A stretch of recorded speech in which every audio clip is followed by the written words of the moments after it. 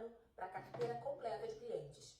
Os colaboradores acessando a CELIA, 43% desses colaboradores retornam mais de uma vez a ferramenta, então eles dão continuidade àquele acompanhamento, né? E hoje são mais de 33 mil conversas gravadas. Então é um sucesso, a expectativa. O Gilles é enfermeiro. Usa a CELIA em média 4 vezes por semana. Na maioria das vezes, quando eu estou muito cansado. E aí ela vai me dando essa resposta, né? E aí como a gente pode fazer para você melhorar a sua rotina, tirar essa carga? E aí a conversando com ela, ela vai me dando esse retorno.